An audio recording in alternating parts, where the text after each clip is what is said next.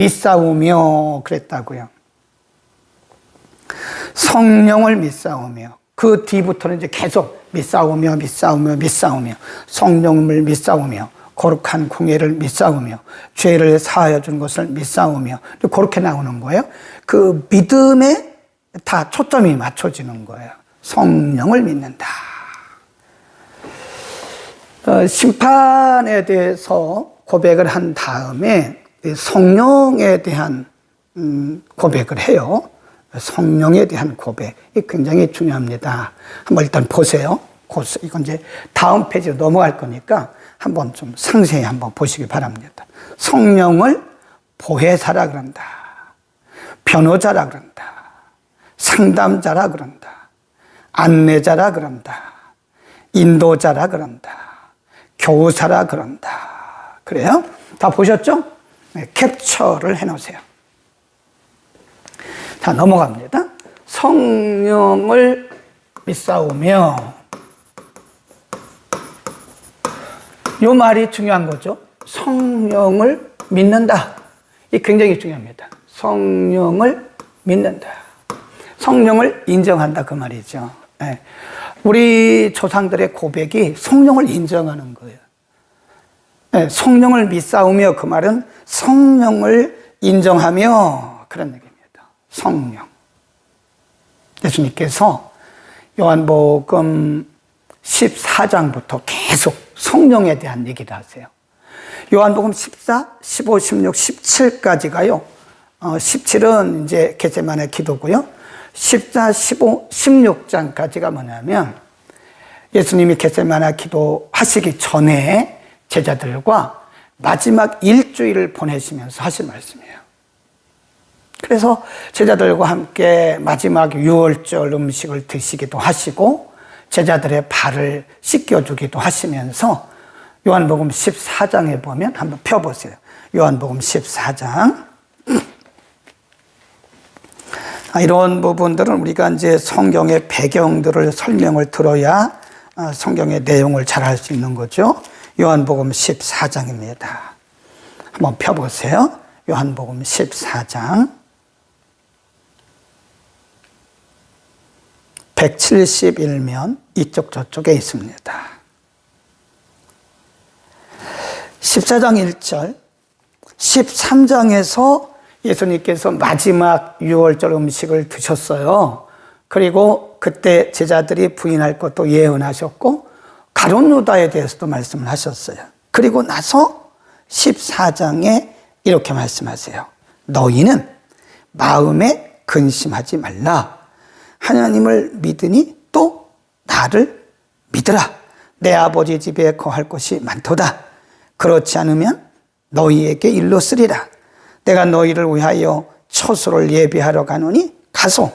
너희를 위하여 처소를 예비하면 내가 다시 와서 너희를 내게로 영접하여 나 있는 곳에 너희도 있게 하리라. 내가 가는 곳의 그 길을 너희가 알리라. 그때 도마가 하는 얘기가 주여 어디로 가시는 겁니까?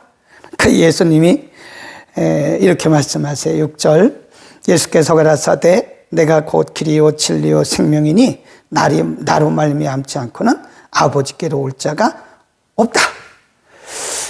도마가 어디로 가시냐고 이렇게 묻는데 예수님은 그 말씀에 그 물음에 대해서 답한 것이 아니라 내가 하나님께로 가는 구원의 길이다. 그런 말씀을 하셨어요. 그리고 나서 14장 쭉 내려갑니다. 16절, 17절 보세요. 그런 상황 속에 제자들이 염려하고 근심하고 예수님이 마지막 만찬을 드시고 제자들에게 곧 죽으실 것을 예고하시고 너희가 나를 부인할 것이다. 아주 굉장히 혼란한 그런 상황 속에서 예수님께서 염려하지 마라. 근심하지 마라. 그렇게 말씀하신 다음에 중요한 예고를 하셨어요. 예언. 16절입니다. 16. 내가 아버지께 구하겠으니 그가 또 다른 보혜사. 그러니까 또 다른 보혜사. Another counselor. 그러면 예수님이 보혜사셨다는 거예요. 내가 또 다른 보혜사를 너희에게 주사. 내가 아버지께 구할 텐데 아버지께서 하나님께서 너희에게 또 다른 보혜사를 주사 영원토록 너희와 함께 있게 하시리니 저는 진리의 영이라. 세상은 능히 저를 받지 못하나니 이는 저를 보지도 못하고 알지도 못함이라. 그러나 너희는 저를 아나니 저는 너희와 함께 거하시며 또 너희 속에 계시겠습니다. 이게 예수님이 처음으로 선언하신 거예요. 요한복음 14장 16, 17절. 보혜사가 오셔서 너희와 영원히 함께 할 것이다. 너희 안에 그리고 너희 속에. 또 넘어갑니다. 쭉 계속입니다. 14장 26. 14장 26. 보혜사 곧 아버지께서 내 이름으로 보내실 성령. 여기서는 보혜사가 성령이라고 동격으로 말씀하셨어요. 그가 너희에게 모든 것을 가르치시고 내가 너희에게 말한 모든 것을 생각나게 할 것이다. 그런 말씀을. 그 다음에 15장으로 갑니다. 15장에 또 말씀해요. 26절. 15장 26절. 내가 아버지께로서 너희에게 보낼 보혜사 곧 아버지께서 나오시는 진리의 성령 그러잖아요. 보혜사 곧 아버지께로서 오시는 진리의 성령이 오실 때에 그가 나를 증거하실 것이다. 16장 또 와요. 16장 7절. 네. 여기 이제 15장 26절, 여기도 14장 26절, 그 다음에 요한복음 16장, 쭉 가면 7절입니다. 7절, 8절, 9절. 7절부터 9절. 그 다음에 또 13절. 한번 보자고요. 7절. 그러하나 내가 너희에게 실상을 말하노니 내가 떠나는 것이 너희에게 유익이라. 내가 떠나가지 아니하면 보혜사가, 그리고 또 보혜사가 너희에게로 오지 아니할 것이요 가면 내가 그를 너희에게 보내리니 그가 와서 보혜사죠 죄에 대하여 의에 대하여 심판에 대하여 세상을 책망할 것이다. 9절. 죄에 대하여라 함은 저희가 나를 믿지 아니하며 10절. 의에 대하여라 함은 내가 아버지께로 가니 너희가 다시 나를 보지 못하며 11. 심판에 대하여라 함은 이 세상 임금이 심판을 받았음이라.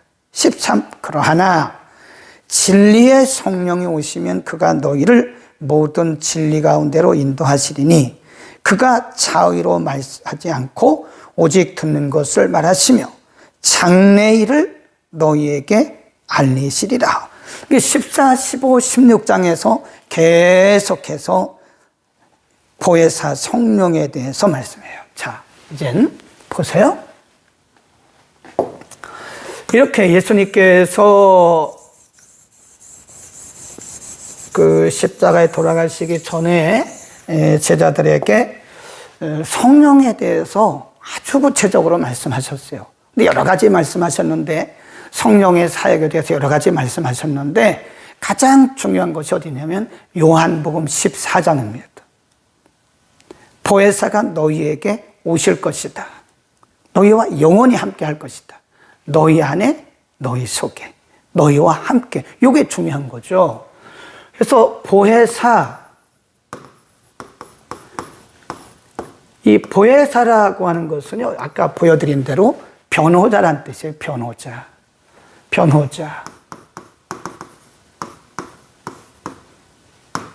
교사, 또 카운슬, 상담자,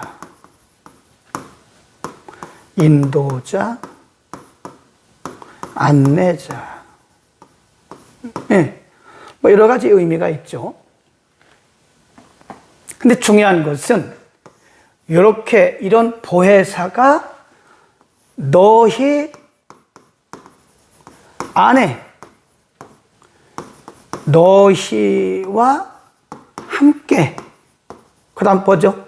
영원히 너희를 떠나지 않는다. 이걸 뭐라 그러냐면 성령의 내주라 그래요. 성령의 내주하심. 그러니까 성령께서 너희 안에 너희와 함께, 그래서 이 너희라고 하는 것은 우리의 인격과 그리고 우리의 모든 생애, 삶을 의미하는 것이고요. 또 우리 공동체를 의미해요. 교회 안에, 교회와 함께, 그런 뜻이죠. 그러니까 지난 시간에도 제가 말씀을 드렸는데 성령을 인정하지 않고는 교회가 존재할 수가 없어요. 성령을 인정하지 않는 교회는 교회가 아닙니다. 그건 교회가 아니에요. 교회를 가장한 다른 집단이에요. 성령으로 교회가 형성이 되어지고 세워지고 지금도 성령께서 교회 안에 계시면서 교회를 운행하고 계시는 거예요. 그러니까 우리가 성령을 인정하지 않고 사람들의 방법으로 사람들의 뜻으로 뭔가를 하려고 하면 그것은 성령을 슬프게 하는 거예요. 성령을 거스리는 죄를 범하고 있는 겁니다. 기도하지 않고 인간의 생각으로. 어떤 사람들은 교회를요 매니지먼트 하려고 그래요. 경영하려고 그래요. 경영. 교회 경영자는 성령이세요. 교회 경영자는 성령이다. 거기다 써놓으세요.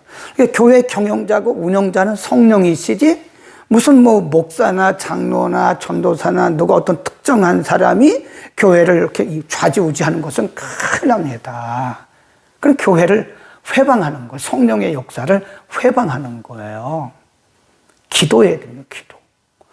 안디옥 교회가 우리 사도행전 13장 공부했잖아요. 안디옥 교회가 초대 교회 중에서 이방 지역에 최초로 선교사를 파송했어요. 근데 그때 성령이 시키는 일을 위하여 사울과 바나바를 따로 세우라. 성령이 가라사대. 성령의 가라사대가 있어요. 교회는 항상 담임 목회자인 저도 성령의 음성을 듣고 하는 거예요. 뭐 이렇게 우리가 월상 예배 드리고 뭐 기도원 체험 가고 누가 저한테 그 권면한 거 아닙니다. 누가 저한테 조언한 거 아니에요.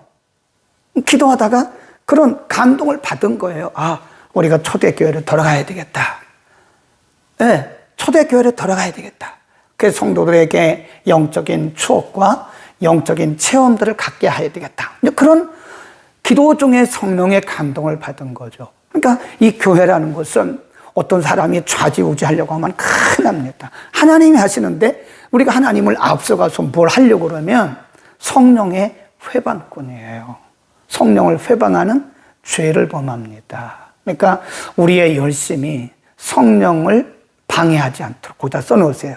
잘못하면 우리의 열심이 성령의 역사를 방해할 수 있어요. 가로막을 수 있어요. 그러니까 기도하지 않고 인간의 생각으로, 인간의 방법으로, 인간의 경험으로 뭘 하려고 하면 여러분요 방해꾼입니다. 방해꾼. 겉으로 모르죠. 겉으로 볼 때는 뭐 그게 아름답게 보일 수 있고 좋게 보일 수 있는데 그건 성령의 방해꾼이에요. 기도하세요. 기도하세요. 기도하시고 해야 되는 거예요. 가정도 마찬가지. 사업도 마찬가지. 사업도 너희 아내라고 그랬으니까 우리의 삶의 현장 가운데 성령이 오셔요. 그래서 성령께서 우리의 사업을 인도하시는 거예요. 아니 성령이 교회에만 계십니까? 성령이 우리 기도할 때만 계십니까? 아니에요. 직장 생활에도 성령님이 계세요. 여러분의 사업장에도 성령님이 계세요. 여러분 가정에도 성령님이 계세요.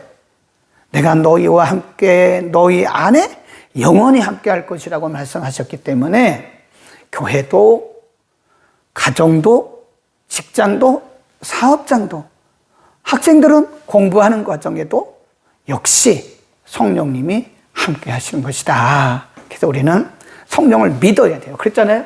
성령을 믿사오며 그러잖아요. 이게 중요한 거라니까요. 이런 성령을 믿으라 이거예요. 우리 안에 내주하시는 indwelling, 이 내주란 말이요. indwell. 원래 이게 dwell이란 말은 거주하다 그런 뜻이거든요. 근데 이게 두 단어가 붙었어요. 네, 내주. 근데 여기다가 ing를 붙여. indwelling. 그래서 성령의 내주는 계속 진행되고 있는 거예요. 어느 시점에 성령이 계시다가 우리 안에 내주하시다가 떠나가시는 게 아니에요. 성령은 끊임없이 우리 안에 계시면서 위로하시고 인도하시고 때로는 책망하시고 때로는 기억나게 하시고 가르쳐 주시고 또 변호해 주시고 그러는 거예요. 그러니까 성령의 역사 없이는 우리가 신앙생활 자체가 존재할 수 없는 것이고 우리 인생도 존재할 수 없는 것이다. 그러니까 이게 중요하다니까요. 이 믿사오며가 중요하다니까요. 이 말은 인정하라는 거예요. 성령을 인정을 하는 거예요. 네, 성령을 모셔드리라는 거예요. 내 삶의 현장에 그 성령을, 이런 성령님을 내 안에서 세밀하게 말씀하시고 감동하시고 책망하시고 가르쳐 주시고 인도하시고 지시하시고 하는 그런 성령님의 역사를 우리가 인정하시고 그리고 거기에 순종하라는 거예요. 근데 우리는 신앙생활 하는 것을 이렇게 보면요, 자기 생각대로 해. 자기 생각대로.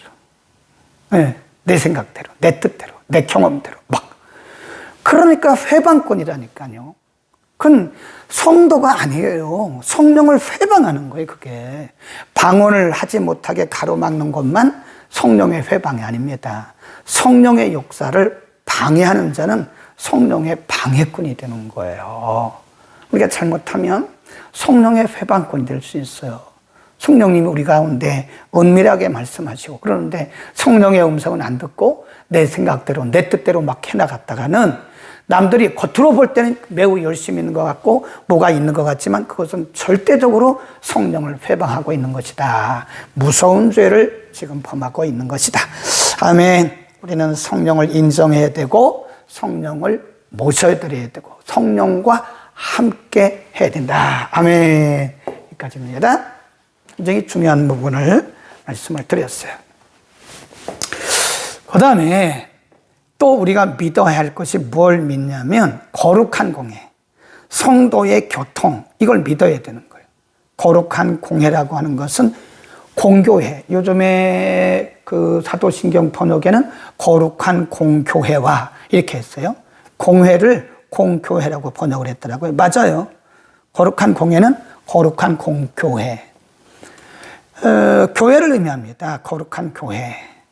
그리스도의 몸, 구원받은 자들의 몸, 모임, 거룩한 공동체, 구원의 방주. 그 다음에 또 한 가지가 성도의 교통. 이 교통이란 말은 믿음의 교제를 의미합니다. 영적 교통, 사랑의 섬김, 서로 기도하는 거, 이런 거를 우리가 성도의 교통이라고 말한다. 이 굉장히 중요합니다. 이 캡처해 놓으시죠. 이 굉장히 중요한 거예요. 거룩한 공회와 거룩한 공교회와 성도가 서로 교통하는 것을 우리는 믿는다. 그런 얘기죠. 자, 설명을 또 하겠습니다. 거룩한 공회. 거룩한 공회.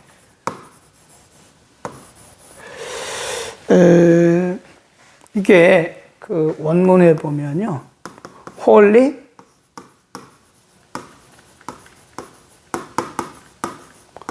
Holy Communion, 이렇게 Holy Communion. 그래서 거룩한 공교회.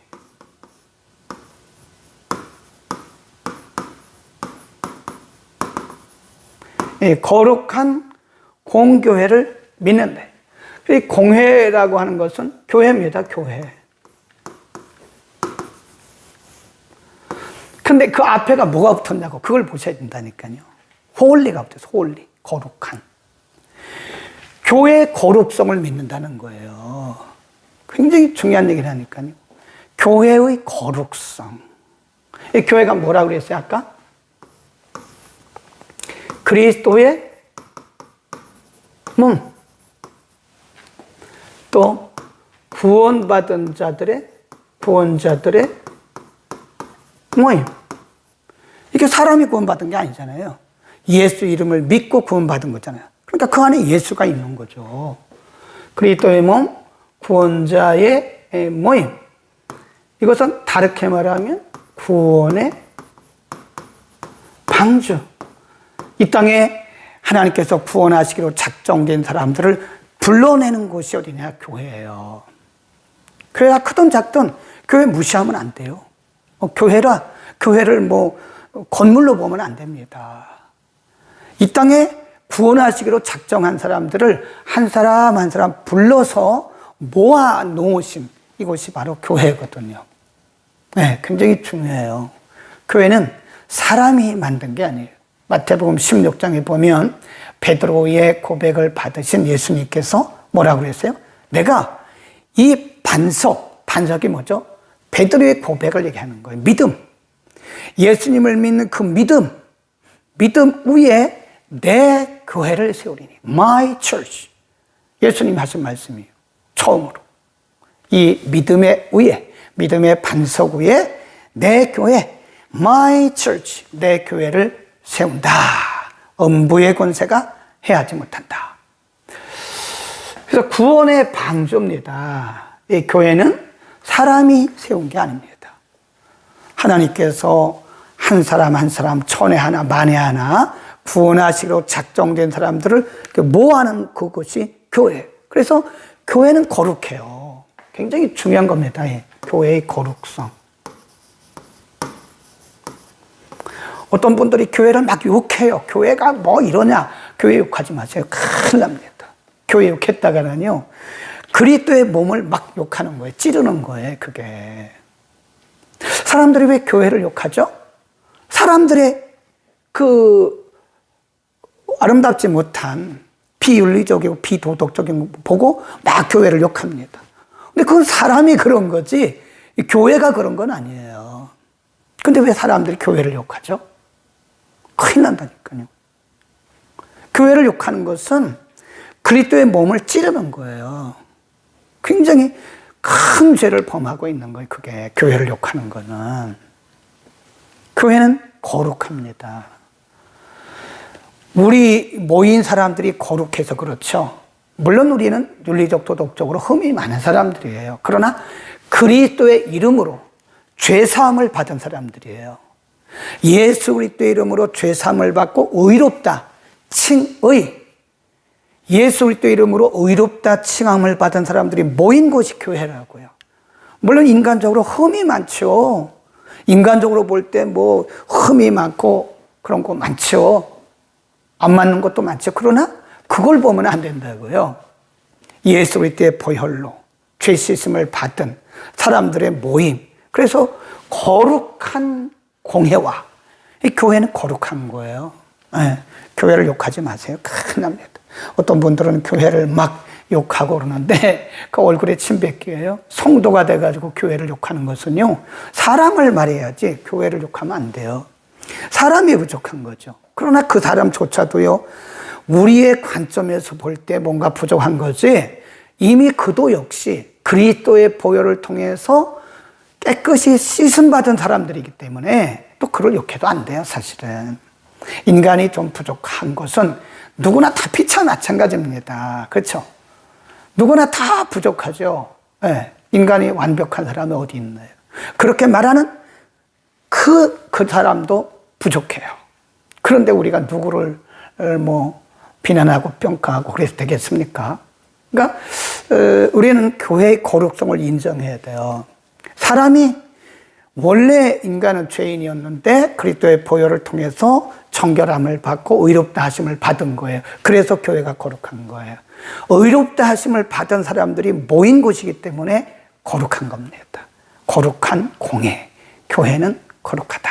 그래서 교회를 함부로 우리가 이렇게 말하는 것은, 함부로 욕하고 비난하고 비평하는 것은 거룩한 공회를 짓밟는 허물이 많지만, 그럼에도 불구하고 예수 그리스도의 보혈을 통해서 씻음을 받고 성령으로 인침받은 사람들이기 때문에 그럼에도 불구하고 교회는 거룩하다. 아멘. 굉장히 중요합니다. 교회를 욕하지 마세요. 큰일 납니다. 그 다음에 성도의 교통. 성도가 서로 교통하는 것과 그랬어요.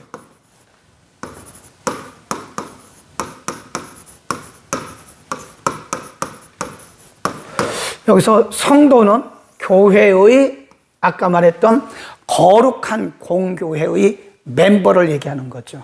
예. 거룩한 공교회의 회원. 네. 성도가 이게 서로가 중요합니다. 서로. 예. 예수님도 너희가 서로 사랑하라. 그런 말씀도 하셨고요. 또 우리가 서신서에도 보면 서로 이런 말씀이 굉장히 많아요. one another. 예. 서로 교통이라고 하는 것이 뭐냐? 이게 교제입니다. 교제. 소통. 예. 섬김을 의미하는 거예요. 성도가 서로 교통하는 것을 우리가 믿는 것이다. 이게 굉장히 중요하죠. 이 말은 성도의 교제, 거룩한 교제를 의미합니다. 이 교제라고 하는 것이 뭐 커피 마시고 밥 먹고 물론 그것도 교제죠. 근데 그것보다 더 중요한 것이 믿음의 교제를 의미하는 거예요. 우리는 서로 그리스도 안에서 서로 한 형제요 자매입니다. 그렇죠? 그리스도 안에서 brother and sisters. 그래서 이제 외국에 가 보면요, 뭐 나이가 많든 적든 간에 이제 목사님들도 그냥 그걸 보면 brother 그래, sister 막 이럽니다. 그 어떻게 보면 훨씬 더 그게 정겹게 들리더라고요. 뭐 목사님, 뭐 reverend, 뭐 pastor, 물론 그것도 뭐 좋긴 한데 그건 직분이죠, 직분. 그런데 brother 그러면 형제잖아요, 형제. sister 형제애, 자매애가 흘러갔잖아요. 그래서 우리는 뭐 목사님, 장로님, 권사님, 집사님, 물론 이런 것도 좋죠. 근데 이거는 우리의 직분을 의미하는 것이고, 성도의 교통 안에서는 우리가 그냥 형제님, 자매님 그러는 거예요. 자매님 이렇게 하는 거죠. 그리스도 안에서 우리가 서로 한 몸이 되었기 때문에 형제 자매라고 말하는 것이다. 그래서 우리가 이 거룩한 공교회 안에서 한 몸 안에 있는 거룩한 부름받은 형제와 자매로서 우리가 서로 교제하고 소통하고 섬기는 것이다. 그래서 여기서 교통이라고 하는 것은 교제를 의미하는 것인데, 먹고 마시고 물론 그것도 중요하죠. 그건 수단이에요. 먹고 마시고 이런 것은 사실은 교제의 수단이지 그 자체가 교제는 아니에요. 성도의 교통이라고 하는 것은 믿음 안에서, 그리스도 안에서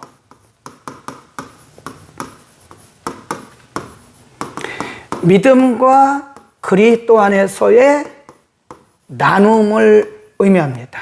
믿음과 그리스도 안에서. 그러니까 서로 기도해주고, 서로 용서하고, 서로 위로해주고, 서로 붙들어주고, 서로 돌아보고, 이게 성도의 교통인 거예요. 네. 근데 요즘에 이 도회지 사람들은요, 굉장히 이기적이에요. 그럴 수밖에 없는 게, 뭐 다 아파트 생활이잖아요. 그럼 뭐 옆집에 누가 있는지도 잘 모른다니까요. 네. 굉장히, 삶 자체가 그렇게 우리를 하나의 개인화 하면서 딱 가둬버린 거예요. 그러니까 교회에서도 우리가 뭘 물어보는 걸 싫어합니다. 개인에 대해서 물어보는 것도 굉장히 싫어해요. 애들에 대해서 물어보면 당연히 물어보는 거 아닙니까? 안 물어. 근데 왜 물어보냐고. 네. 또 그 물어보는 거를 굉장히 부담스러워해서 어떤 분들은 교회를 안 나오려고 그래요. 조그만 교회 가니까 뭐 다 알게 되고 다 물어보고 한 번 안 나오면 막 사방에서 전화 오고. 근데 사실 그 좋은 거거든요. 누가 그렇게 관심을 가져주겠습니까? 한 번 안 나왔는데 막 사방에서 전화 오네. 전도사님 오지, 목사님 오지, 구역장님 오지, 권사님 오지, 사모님 오지. 최소한 또 한두 번 교회 안 나오면요, 5군데, 6군데에서 막 전화가 온다는 거예요. 그건 좋은 거죠. 아무도 나에게 관심 가져주지 않으면 얼마나 외롭습니까? 성도의 교제. 근데 현대인들이 싫어한다는 거예요. 그 신방이 없어졌잖아요. 네. 코로나 이후에 신방하는 교회가 아주 드뭅니다. 대신방? 옛날에 우리가 춘계 대신방, 그리고 가을에 가면 축의 대신방. 1년에 2번은 여러분 성도들의 가정을 대신방했다니까요. 권사님, 뭐 장로님, 집사님들과 쭉 하면서. 근데 요즘에는 딱 둘만 오라. 목사님, 사모님만 오세요. 그런다고요.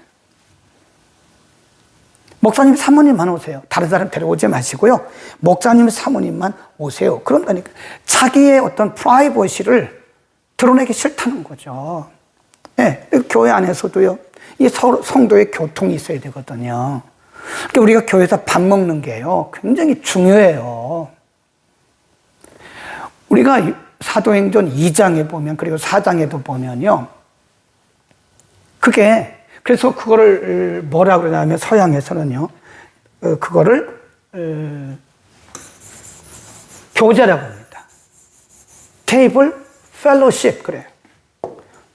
식탁 교제.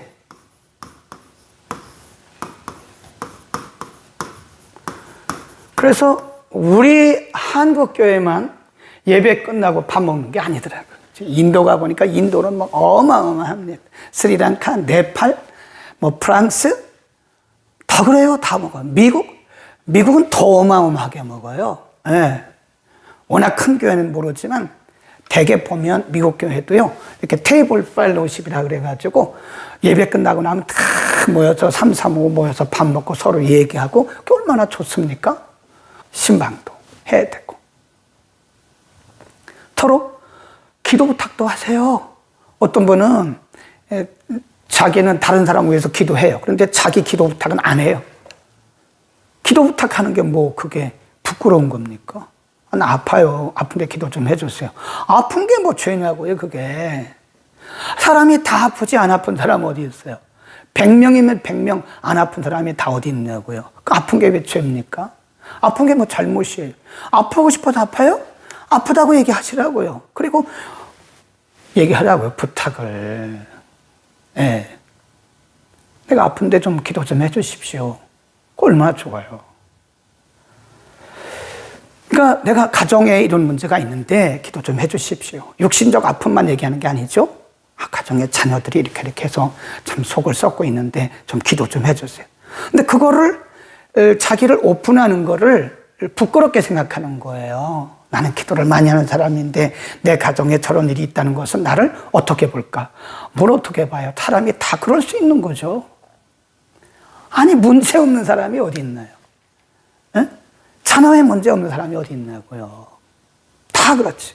그러니까 우리가 부끄러워하지 말고 서로 형제 자매 아닙니까? 기도 부탁하고 내가 때로는 도와주고 도움 받고. 또 어떤 분은 그런 분이 있더라고요. 자기는 남을 도와줘요. 그런데 남의 도움받는 거를 굉장히 자존심 상해요. 그것도 내려놔야 돼요.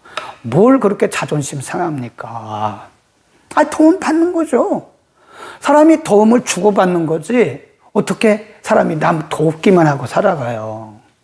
때로는 내가 기도도 받고 기도 부탁도 하고 남의 도움을 받는 게 그 부끄러운 거 아니거든요.